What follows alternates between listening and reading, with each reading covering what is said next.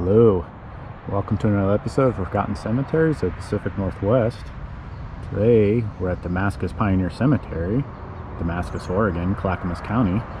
Alternative names of the cemetery, just two, Chitwood and Damascus. So let's go meet some of the local residents and hear their story.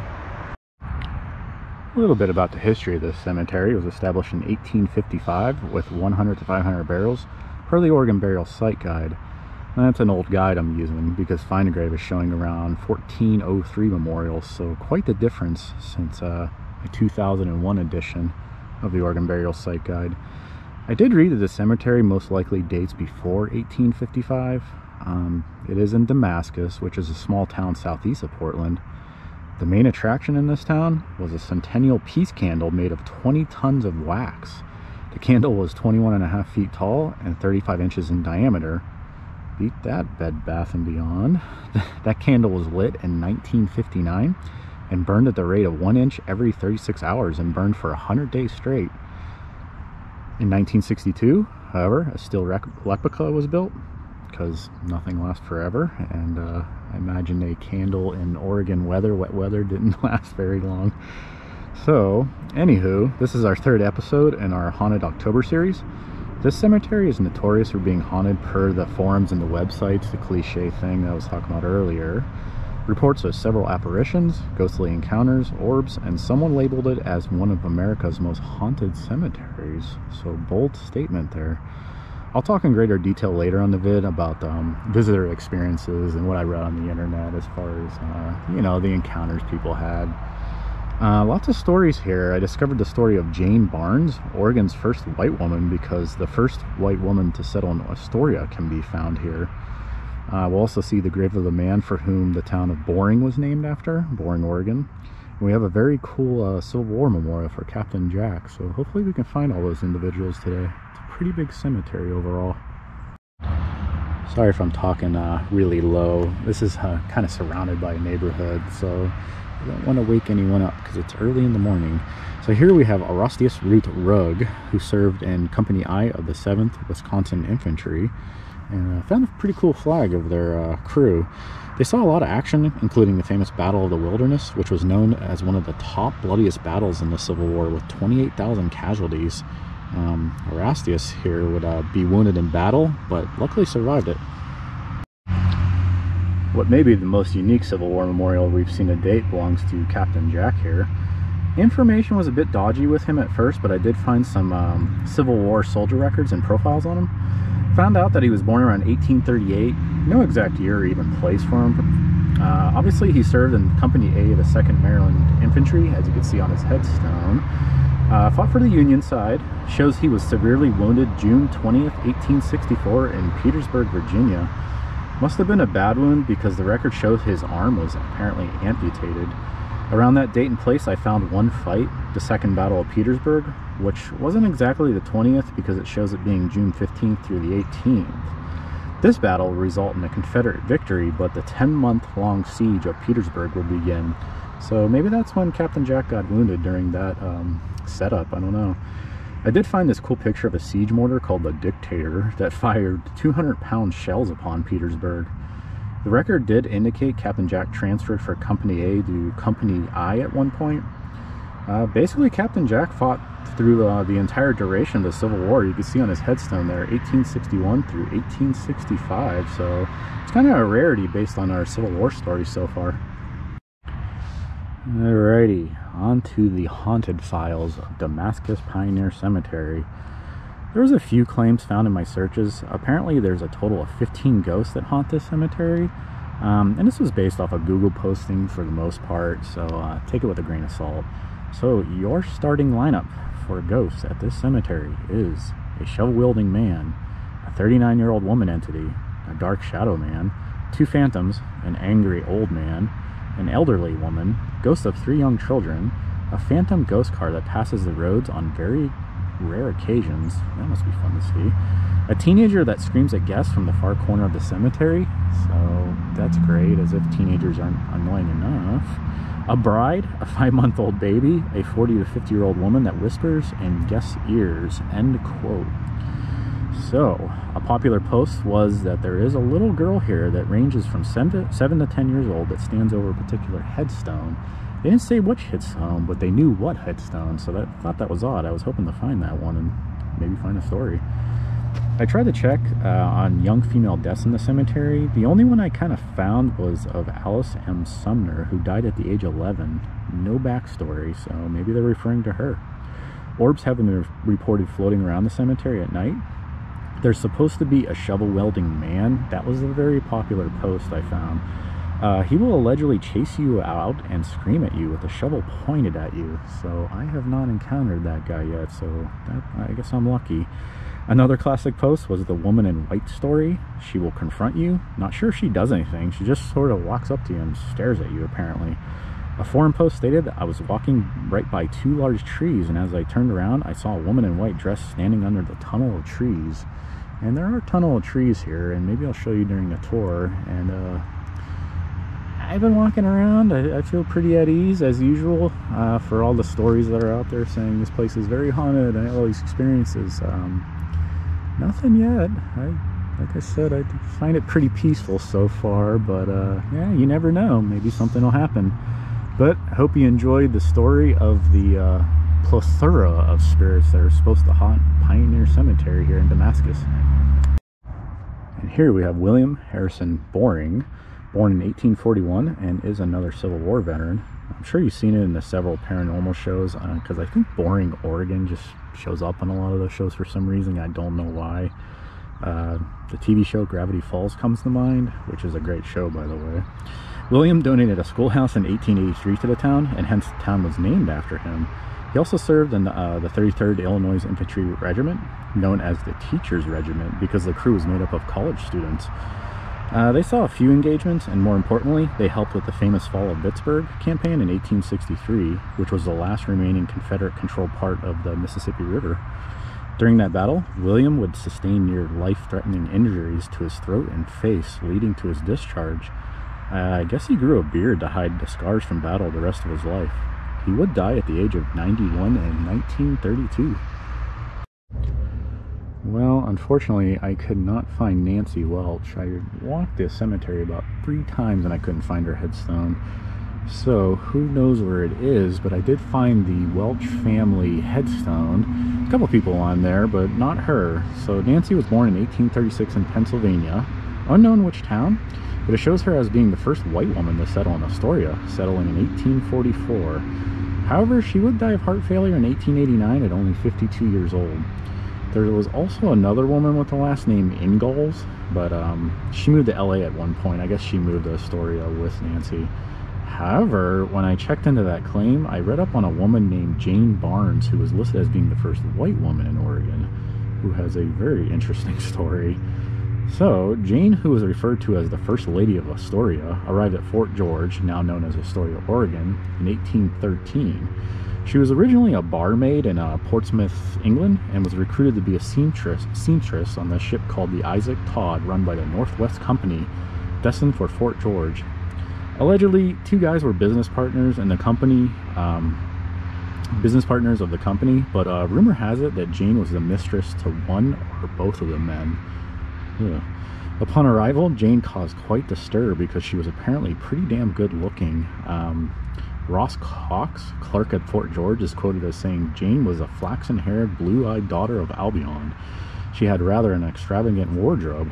One day, her head, decorated with flowers and feathers, produced the greatest surprise. The next, her hair braided and unconcealed by any covering, excited equal wonder and admiration. Must have been quite a woman. Jane also caught the Native American community's eyes as well. More specifically, a Chinook chief. I guess the chief asked her several times to marry her, but she refused.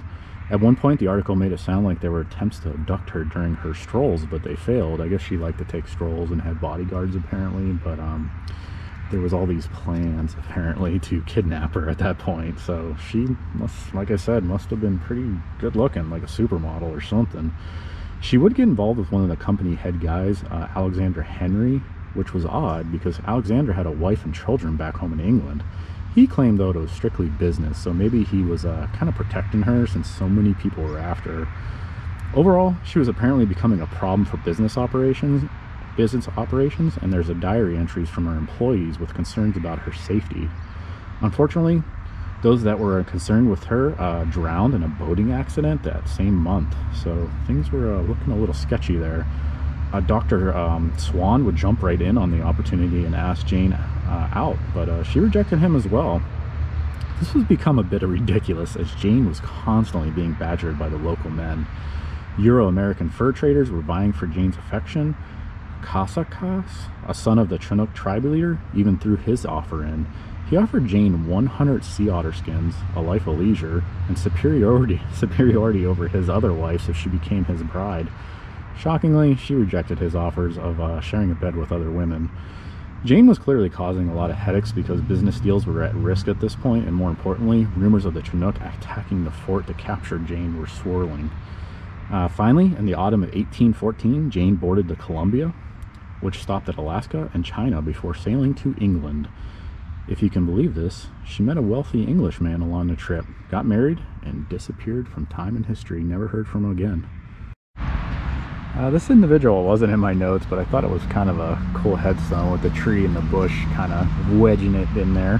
Looks like it's of Edward D. Carpenter, who was born in 1849 and served in the 43rd Wisconsin Infantry Regiment. I am seeing Wisconsin a lot here for some reason when it comes to Civil War.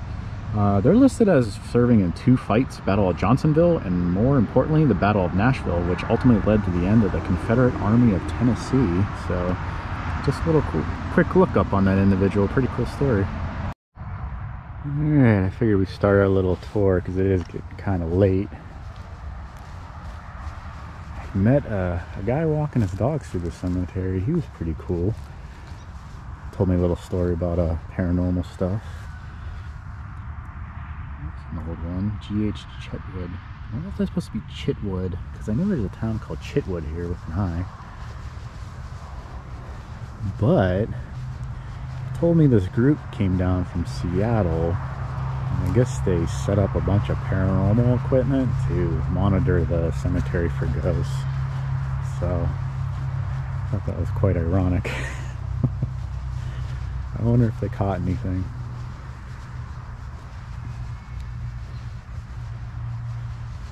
That's really pretty. A rose.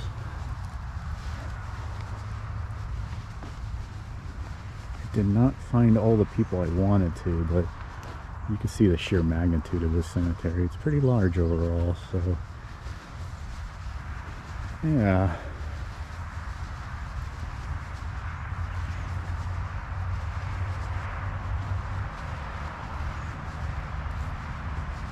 Like I said, overall pretty peaceful. Maybe it's different at night. I don't know.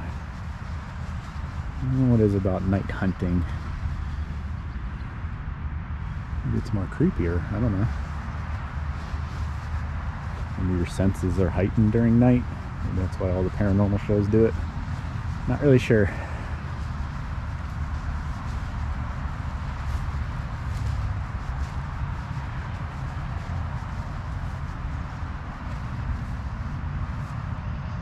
Right up there.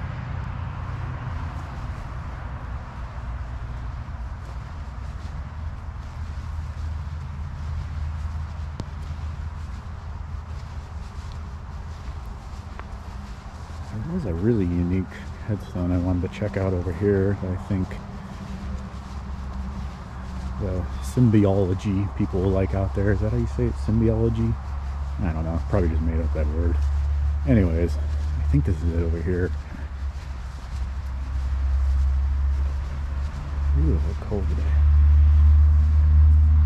I don't know. I just thought this one was different. Lemon. Eliza Lemon, and yeah, her husband's Lemon too. Cool little wreath of roses on top. Don't think I've seen one like that yet.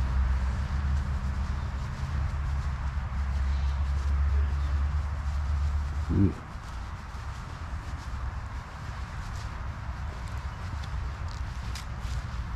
What is this? Oh, I read about him. J.S. Landis. He was a suicide, actually. think he was only 30 or 40 when he died. And I guess the story goes is he was missing for like a whole month, and people were looking for him and they couldn't find him. And they finally found him, and it's clear what he did. I guess there was a blade affixed on a log, like a pocket knife, and he threw himself backwards, and the knife hit the back of his skull, killing him, obviously. So that was a pretty sad story to read overall, that individual. I don't know, the article claimed that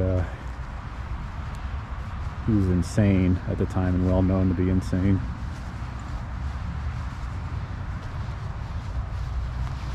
Now that I've said it, I think I saw Nancy Welch back there.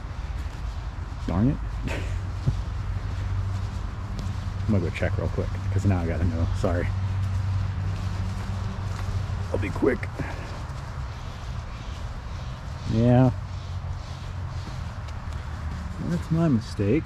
So there's Nancy Welch. That was the one we were looking for earlier, who was the first white woman to settle in Astoria.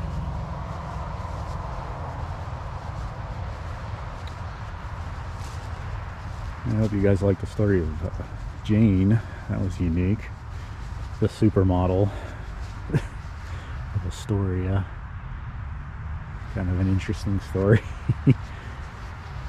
Couldn't really find much from her once she left Oregon. Just sort of disappeared into history, was never heard from again.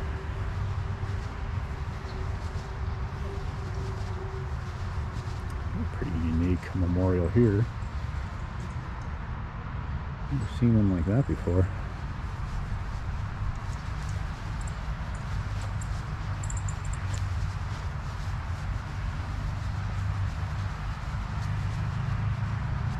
I thought this was kind of cool. This big cross that I put in the beginning of the video. It's pretty striking when you pull up. Oh, it's wood too. I thought it was iron.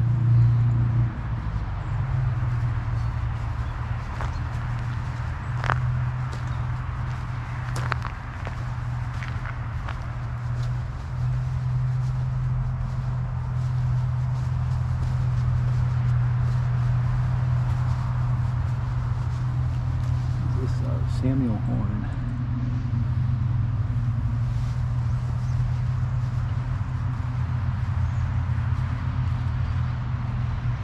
Wellman. Glad to see that survived. Usually when we visit that style of headstone, that top always falls off on the older headstones.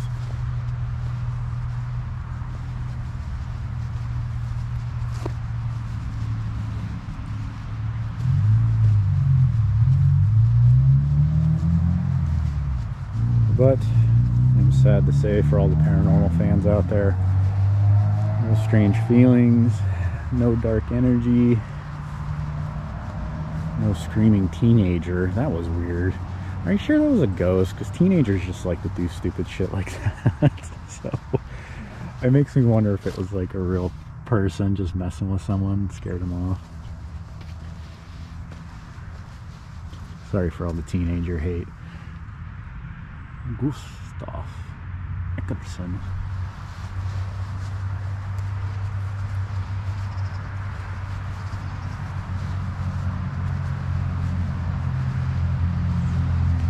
A woman in white. Nothing along those lines so far. Hey, recognize that if you watch my channel. If I remember right, I think it's friendship, love, and truth. I think that the three rings represent. Correct me in the comments if I am wrong. There's the tunnel of trees that someone was talking about. They see the woman in white that one time. I'm assuming this is it.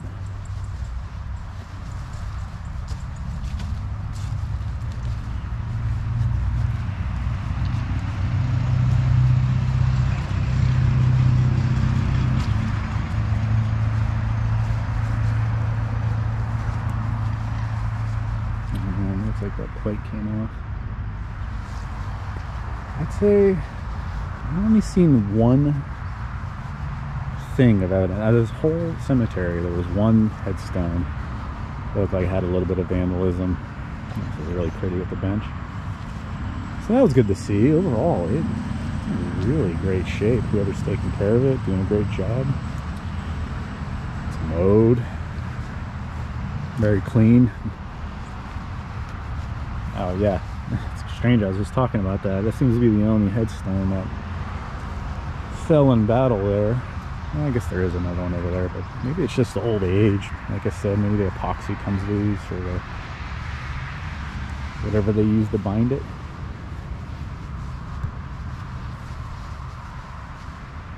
That's weird. Look at this headstone.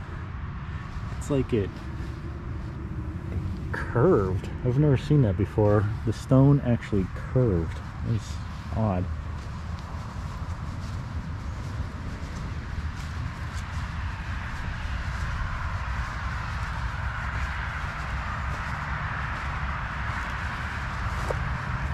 That's cool. Navy. And we rarely see this style of headstone. This like, no, particular style. Kind of like a pyramid.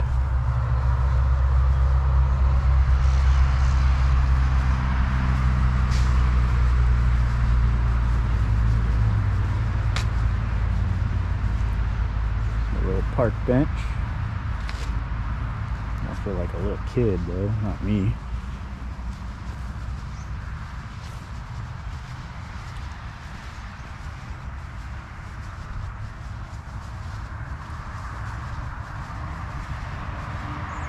I will say, parking kind of sucks if you have a big truck like me. But I think there was another entrance down there, but I came in this way. There's two tree stumps down there. Kind of suck if you have a truck. Hopefully I can back out. Test my maneuverability. I'm sure I'll flunk. So the Johnsons here have a gated community. Must have been popular.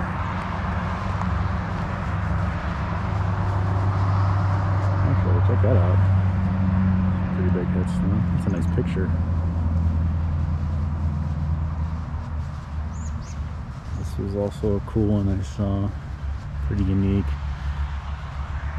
There's like a, I'm sure I'm wrong, drapery around there. I think that's a rose. A lot of art went into this one. Whoever carved it. Pretty awesome. The Matthias. More German.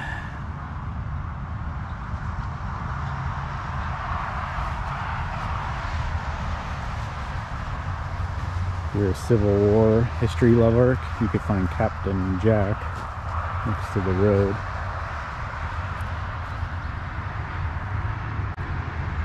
And the other side's kind of cool too. I think it has guns or something. Yeah, check that out. It has his death date on the other side. It's 3 rifles. But couldn't find much on Captain Jack other than that profile.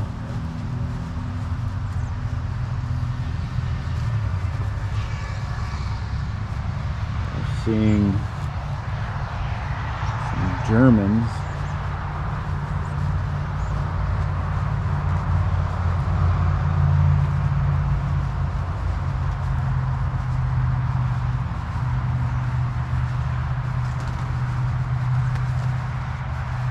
I think there used to be a fence there. Those little pillars are out.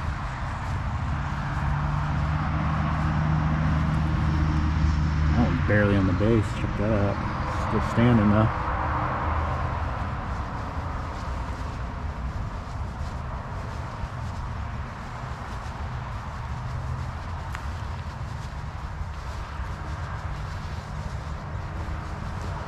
I think we're approaching the end of the cemetery tour where we originally started.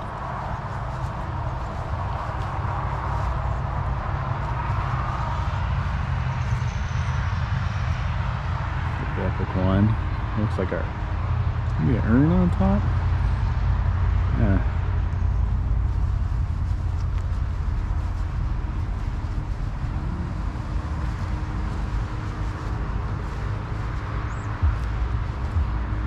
Memorial here for Kelsey Stone.